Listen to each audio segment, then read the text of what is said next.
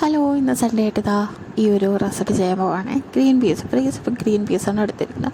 അപ്പോൾ ഇത് ഇന്ന് രാവിലെ ദോശയാണ് ചുട്ടിരിക്കുന്നത്. അപ്പോൾ അതിൻ്റെ കൂടെ കഴിക്കാനായിട്ട് ചമ്മന്തി ഉണ്ടെങ്കിലും എനിക്കത് പോരാ. അപ്പോൾ സ്പെഷ്യലായിട്ട് എന്തെങ്കിലും ഉണ്ടാക്കണം. അങ്ങനെ ഞാൻ ഇത് ചെയ്യാമെന്ന് വിചാരിച്ചു.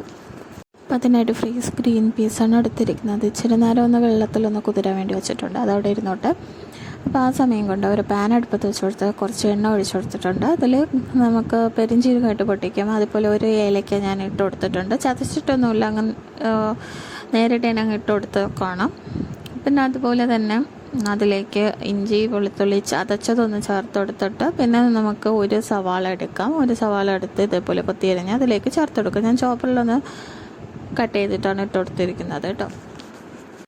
അപ്പോൾ സവാള നന്നായിട്ടൊന്ന് വഴന്നു വന്നു. ഇനി അതിലേക്ക് നല്ല പഴുത്ത തക്കാളി തന്നെ ചെറുതായിട്ടൊന്ന് കട്ട് ചെയ്ത് ഇതിലേക്ക് ഇട്ട് കൊടുക്കാം. തക്കാളി ഇട്ടിട്ട് നന്നായിട്ടൊന്ന് ഉടച്ച് വേവിച്ചെടുക്കണം കേട്ടോ. അതിന് ശേഷം മാത്രമേ ഇതിൽ പൊടികളായിട്ട് ചേർക്കാൻ പാടുള്ളൂ. പൊടികളായിട്ട് ഞാൻ ഇതിലെടുക്കുന്നത് മല്ലിപ്പൊടി, മഞ്ഞൾപ്പൊടി, അതുപോലെ തന്നെ ഗരം മസാലപ്പൊടി ഞാൻ ഇതിൽ ഇച്ചിരി കൂടുതൽ ചേർക്കുന്നുണ്ട്. അതിൻ്റെ ഫ്ലേവർ നന്നായിട്ട് അതിൽ ഇറങ്ങി കിട്ടാൻ വേണ്ടിയിട്ടാണ്. പിന്നെ നമ്മുടെ കാശ്മീരി മുളക് പൊടിയും കൂടി ചേർത്ത് കൊടുക്കുന്നുണ്ട്. എന്നിട്ട് നന്നായിട്ടൊന്ന് മിക്സ് ചെയ്ത് ഇളക്കി കൊടുക്കുക.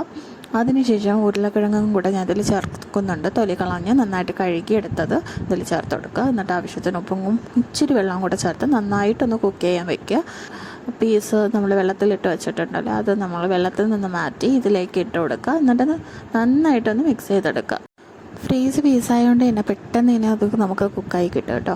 അപ്പോൾ ഈ സമയത്ത് ആവശ്യത്തിന് ഉപ്പ് വേണമെങ്കിൽ ചേർത്ത് കൊടുക്കുക. കാരണം നമ്മൾ ഓൾറെഡി ചേർത്ത് കഴിഞ്ഞു. അപ്പോൾ വേണമെങ്കിൽ മാത്രം ഒന്ന് ചേർത്ത് കൊടുത്താൽ മതി. അപ്പോൾ ഈ കൂട്ടത്തിൽ മല്ലിയിലയും കൂടെ കുത്തി ചേർത്ത് കൊടുക്കുന്നെങ്കിൽ അതിൻ്റെ ഒരു ഫ്ലേവറും കൂടെ കിട്ടും. ഞാൻ അങ്ങനെ ഇടുന്നില്ല കേട്ടോ.